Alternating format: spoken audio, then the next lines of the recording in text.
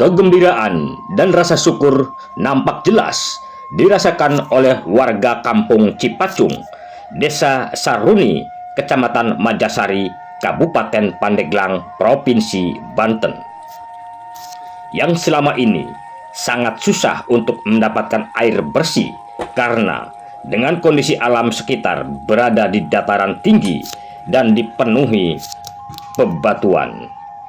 Sampai-sampai ada mitos bahwa tidak akan bisa menemukan sumber air di kawasan kampung Cipacung yang memang letak geografisnya ada di bawah gunung karang tersebut. Hal tersebut didengar oleh telinga seorang Kapolsek Pandeglang, Kompol Kosasi, yang selama ini dikenal oleh warga sosok polisi yang selalu ingin berbuat sesuatu kebaikan untuk warga sekitar yang mengalami krisis air bersih. Dengan dibantu sejumlah rekan, baik dari kepolisian ataupun dari TNI khususnya Kopassus, serta Polres Indah Tangerang, dan dukungan masyarakat sekitar yang siap mewakafkan lahan untuk mewujudkan impian warga kampung Cipacung untuk bisa menikmati sumber air bersih dari perut bumi yang selama ini dihuni akan segera terwujudkan. Alhamdulillah, alhamdulillah.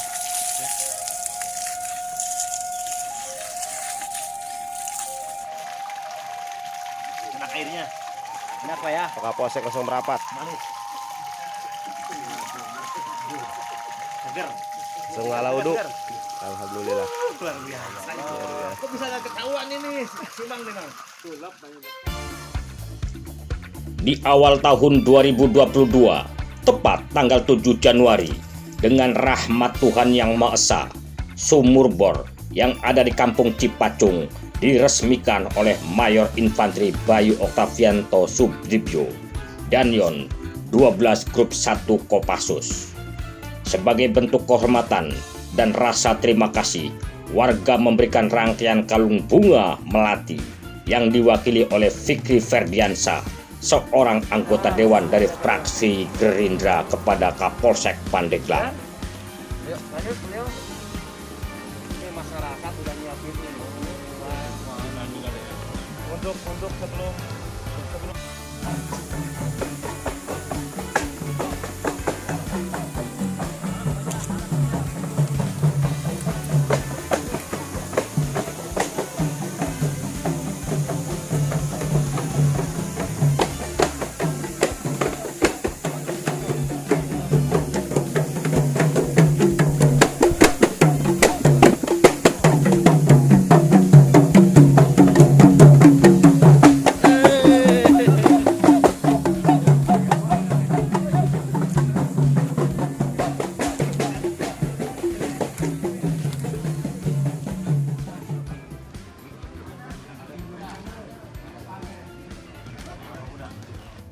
dari TNI dan Polri. Kegiatan pembuatan sumur bor di Kampung Cipacung, Pandeglang ini memang bantuan dari donatur dan juga jajaran abdi negara dari Polsek, dari Kopassus, dan juga dari Vihara Sukapati untuk hajat hidup orang banyak. Dan ini sangat bermanfaat sekali karena di daerah ini sangat sulit mendapatkan air. Seperti kita ketahui bersama, air memiliki manfaat yang sangat banyak sekali. Khususnya di masa-masa pandemi ini, kita dituntut untuk selalu bersih. Dan tentunya di awal tahun 2022 ini, bangsa Indonesia senantiasa diberikan berkah dan kesehatan. Amin. Itu. Apalagi? Baik, terima kasih semua. Wanan semua juga sudah ini. Terima kasih. Ya. Closing saja semua tadi udah. Sore, Akang. Sore. Rekan Kang siapa, Kang? Fajar. Nah, untuk di warga di sini sebagai Saya di sini sebagai pengelola aja. pengelola Tokoh pemuda, tokoh masyarakat. Nah, Pemuda. berarti kan Tokoh organisasi tahu juga ya? banyak nih tentang lingkungan ini ya. Iya. Nah, sebelum ada sumur ini, warga untuk keperluan air bersih ngambil dari mana, Bang? Jadi kalau untuk warga di sini sebelum ada pengeboran ini airnya itu dari gunung. Dari gunung. Dari gunung. Jadi di gunung itu dia pakai bambu dibelah itu sekitar 3 kilo atau 2 kiloan. Jadi terus sama masyarakat di sini gotong royong gitu ya kan untuk disalurkan ke rumahnya masing-masing. Kadang-kadang ada air hujan gitu.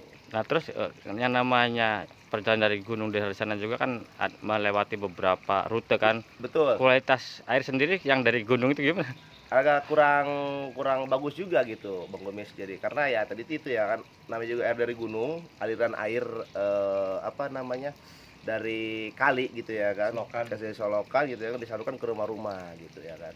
Kebanyakan untuk dikonsumsi itu airnya paling beli gitu. Oh gitu ya. masyarakat. Nah dengan adanya bantuan sumur bor seperti ini warga penerima manfaatnya kira-kira berapa kepala keluarga?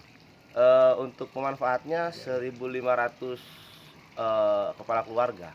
Karena di sini kan tersambangi air itu 3 RW, RW 11, RW 8 dan RW 7.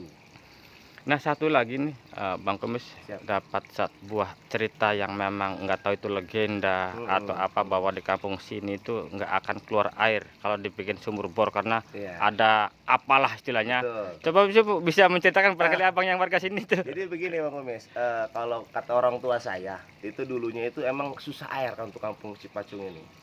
Jadi kayaknya nggak mungkin, mustahil kalau dibor pun gitu hasil gitu airnya gitu. Tapi alhamdulillah atas izin Allah dan keikhlasan para donatur dan termasuk Bapak Polsek dan Bapak Usep gitu ya kan, alhamdulillah masyarakat di sini juga sangat antusias terkait ada bantuan sumur bor air bersih itu, alhamdulillah dengan doa bersama.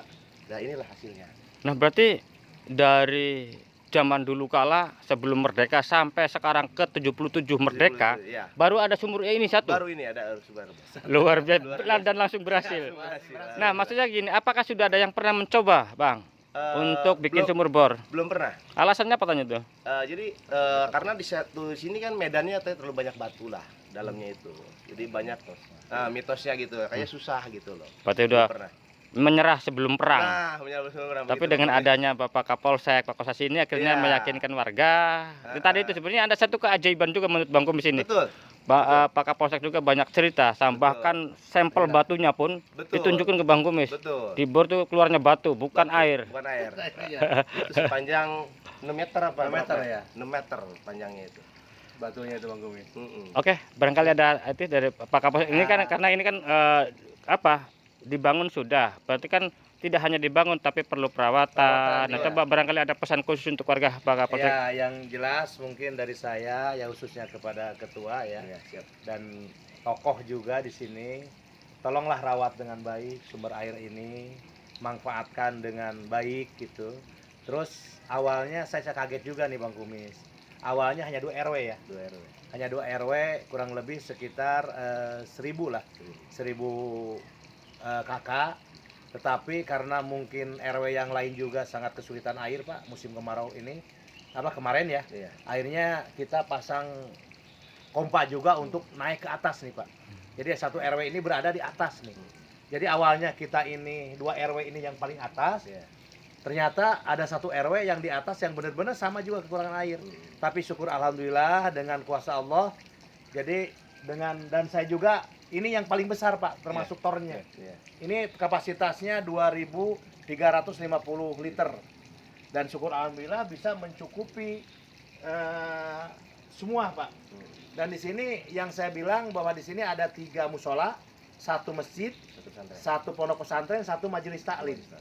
Jadi yang ke sumber air ini di samping untuk warga masyarakat. Tolong rawatlah dengan baik. Ini adalah sumber kehidupan air itu, jangan sampai kita kehilangan kesempatan ini. Terima kasih.